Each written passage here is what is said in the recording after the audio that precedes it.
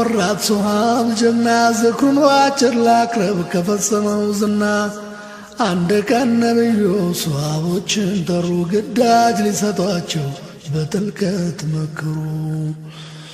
በአላህ ስም ጀምረው እያመሰገኑ ንግግር ጀምሮ እናንተ ሱሃቦቼ አድምጡኝ በእርጋታ እንደ እስራኤሎቹ ከመርየም ልጅ ኢሳ እንደተጣሉት የማታ የማታ እንዳትጣሉኝ ነው ፍርሃቴ ስጋቴ ከበድ ስለሚል ያሁን ምኞቴ እቅድ ፍላጎቴ። ሱሃቦችም አሉ የአላህ መልእክተኛ አይጠራጠሩን ይልቅ ቶሎ ብለው ግዳጁን ይንገሩን። ነቢዩም ስድስቱን ሱሃቦች መረጡ ለአረብና ለውጭ ታላላቅ ነገሥታት ደብዳቤ እንዲሰጡ። ከነዚህ መካከል አብደላህ ሑዘይፋ አንዱ የተመረጠው ለፋርስ መሪ የሚሄድ ደብዳቤ ተሰጠው። ለፋርስ መሪ የሚሄድ ደብዳቤ ተሰጠው። አብደላህ ሑዘይፋ ግመል አዘጋጅቶ ሚስትና ልጆቹን ሄደ ተሰናብቶ። የፋርስን በረሃ ተራራ ሸለቆ እያቆራረጠ ሄደ ከአገር ርቆ። ከንጉሡ ግቢ ዘቦቹን አገኘ መልእክት እንደያዘ ነገራቸውና ቶሎ እንዲያገናኙት ለመነ ተመኘ።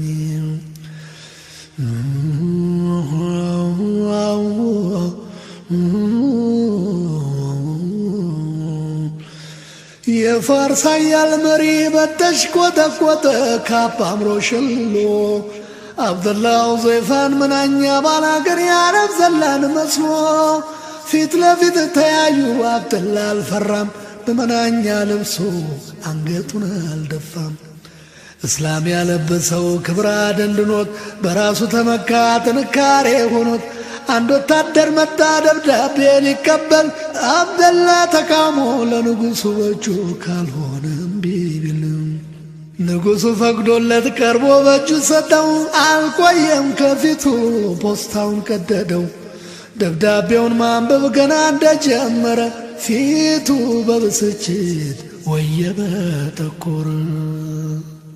ጦማሩ ሲነበብ በአላህ ስም ጀምሮ ከአላህ መላእክተኛ የሚል ሐረግ ሰፍሮ ለአላህ የተገዛ ሰላም ይስፈንበት የሚለውን ሲያነብ ቁጣው አይሎበት ኢየሱስም በቅድሚያ ባለመጠቀሱ ከንዴቱ ብዛት ተንቀጫግጮ ጥርሱ። ባሪያዬ ነበር እንዴት ቢደፍሬ ነው እያለ ደነፋ ማንጎበዝ ያዘው።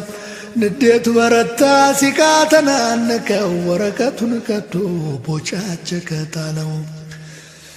የነቢ ደብዳቤ እንዲህ ሲሆን አይቶ አብደላህ ተመኘ ሞትም ቢሆን ከቶ። ግመሉ ላይ ወጣ ጉዞውን ቀጠለ ጨርቄን ማቄን ሳይል እየተቻኮለ።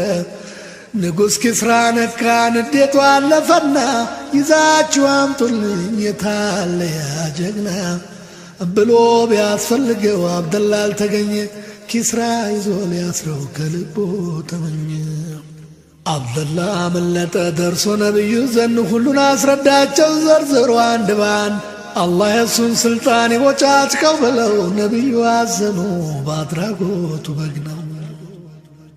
ኪስራ አላረፈም ነደደ አበደ ለየመን ወኪሉ መልእክት ሰደደ። በሂጃዝ ብቅ ያለው ሰው ተይዞ ይምጣ ዋጋውን እንዲያገኝ በእጄ እንዲቀጣ። የመኑ በዛን ወታደሮች ልኮ ነብዩን ለመያዝ ትእዛዙን አስታኮ። መልእክቱን የያዙ ወታደሮች ደርሰው ነብዩ ያሉበትን መርጀው አስሰው መዲና አገኟቸው ትእዛዙን አስረዱ። ወደ ንጉሥ ኪስራ አብረው እንዲሄዱ ነብዩም ሳቃሉ ነገሩ ገብቷቸው ነገ እንገናኝ ዛሬ ደሮ አሏቸው። ታዛዥ ወታደሮች በማግስቱ መጡ ጠየቋቸው ዳግም እጆን ለኪስራ ይስጡ። ነብዩም አሏቸው በአጽንኦት አበክረው ከዛሬ ጀምሮ ገዳይ የነበረው ኪስራ በሕይወት የለም በአላህ ፈቃድ ሞቷል። በምትኩ ልጁ ሸሪዋይ ነግሷል። ሄዳችሁ ንገሩት ለየመኑ በዛን የአላህን ማንነት የዳኝነት ሚዛን ነብዩ የሚሉት ነገሩ ገርሟቸው መልእክተኞቹ ግራ እየገባቸው በማስረገጥ ስሜት ማመን ተስኗቸው ድጋሚ ጠየቁ። ነቢይ ማስረዷቸው። መላእክተኞች ሄዱ ለበዛ ነገሩ። እሱም ወዲያው ላከ ሄደው እንዲያጣሩ። እውነት ነው ንጉሡ ኪስራ ሞቷል በቃ አላህ ፍርዱን ሰጥቷል ለዚያ ሞተ አለቃ። በዛን ሳያቅማማ ወዲያው ሙስሊም ሆነ።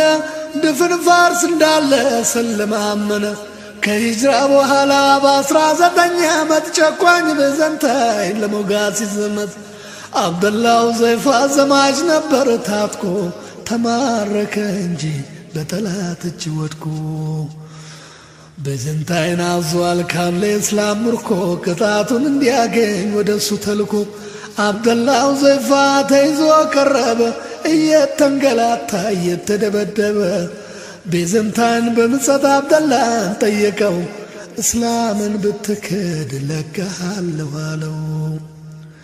ምን ሲደረግ አለ አብደላ በቆጣ ዲኔና አለውጥም የመጣው ቢመጣ ገለሃለሁ አለው ንጉሡ በተራው። አብደላ ባሰበት ቅንጣትም ሳይፈራው አብደላ ባሰበት ቅንጣትም ሳይፈራው በመስቀል ላይ ሰግሎ ግራ ቀኝ ወጠረው። ጦር አስወረወረ በሳት አስፈራራው። እስላምን ካልካደ ጨርሶ ላይ ምረው። ሙስሊሙ አብደላ አምርሮ ጨከነ እንዳራስ ነብር ማን ደፍሮኝ ባይሆነ። ንጉሡ አስቦ የሚያደርገው ቢያጣ ከሙስሊም ምርኮኞች ሁለቱን አስመጣ። ትልቅ ጋን አስጥዶ በዘይት የተሞላ ከሚፍለቀለቀው በእጅጉ ከፈላ። አንደኛውን ምርኮ ጨምሩት አላቸው። አቤት የአላህ ሥራ ያጨካከናቸው። ከተቱት ከዘይቱ ከተፍለቀለቀው አጥንትና ስጋው ባፍታ ተላቀው። ተንሳፈፈ ወጣ ከዘይቱ በላይ እስላምን አትክድም ይህንንም ስታይ አለና ንጉሡ አይኑን አስተዋለ። አብደላ ግን ባሰ ቆረጠ ጀገነ። የሙስሊም ምርኮኛው አሟሟት ዘግንኖት እምባው ዘርግፍ አለ ሳያስብ አምልጦት። እምባው ዘርግፍ አለ ሳያስብ አምልጦት። ደስ አለው ንጉሡ ተስፋ ቆርጧል ብሎ እስላምን ካዳለው ያዘነለት መስሎ። አሻፈረኝ ያለ አብደላ መራሩ እያንገበገበው ሙስሊም መደፈሩ። እስላምን አልክድም በማለት መለሰ ሲቃ እያልነከው እሱ እየታመሰ። ንጉሡ እያሾፈ ለምን ታለቅሳለ እስላምን ብትክድ ነጻ ትወጣለ ቢለው መለሰለት አብደላ በመጸት ያለ አንዳች ፍርሃት ያለምንም ጸጸት። ያስለቀሰኝ ነገር ይህን ስቃይ ስቀበል አንድ ነፍስ ባልኖረኝ እስላምን በወክል ሁሉም በአንድነት እንደዚህ ቢከከል የጀነት ይሆናል ያብባል ይጸርጋል። ስልተመኘው እንጂ አይደለም ፈርቼ ለነቢ ታምኜ ለአላህ ተገዝቼ ብሎ የእምነቱን ጽናት ዘርዝሮ ቢያስረዳው ንጉሡ ተረታ ወኔው ራደ ከዳው። ንጉሡ ተረታ ወኔው ራደ ከዳው። ድፍረቱን ጽናቱን በጣም አደነቀ። ድርጊቱ አሳፈረው ፈራ ተጨነቀ። ሐሳቡን ሰብስቦ እንዲህ ሲል ጠየቀው በጎ ምላሽ ስጠኝ ለምትጠየቀው። ነፃ እንድለቅ ጭንቅላቴን ሳመኝ በማለት ቀረበው እንደ ሕፃን ለማኝ። አወጣ ወረደ ብዙ አሰላሰለ ይህን የአላህ ጠላት እንዴት ልሳም አለ።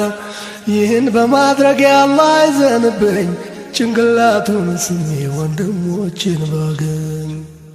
አብደላም አለው ልቡን አደንድኖ ሌሎቹም ምርኮኞች እንደኔው አንዱ ሆኖ ከለቀክልኝ ነው የምስምህ እኔ እስከዚህ ድረስ ነው የቆምኩት ለዲኔ። ንጉሡም ተስማማ እስረኞቹን ፈታ ጭንቅላቱን ሳመው አብደላ በደስታ። ሐሳቡ ተሟላ በመጨረሻ ረታ ምስጋና ቀረበ ለብቸኛው ጌታ። አብደላ ተለቆ ከስር እንደወጣ ወደ ዑመር ኢብን አልኸጣብ ዘንድ መጣ። የሆነውን ሁሉ ዘርዝሮ አወጋቸው። ምርኮኞቹን ሲያዩ ደስታ አስክሯቸው እንዲህ አሉ ጮክ ብለው ከፊቱ በመቆም እያንዳንዱ ሙስሊም ያብተናን ራስ ይሳም እኔ ልጀምረው ብለው ራሱን ሳሙት ስለ ጀግንነቱ ምን ሲሸልሙት የማይቻለውን ችለው ያሳለፉት በደንብ አጥንታቸው መከራ የገፉት የድፍረታቸው ልክ የሌለው ዳርቻ ጽናት ምግባራቸው የጠፋለታቻ ለዚህ ዓለም ሳይሆን ለጀነት የኖሩ ስንሰማ ስናነብ ጥንት እንደነበሩ በዋዛ አልጸናም።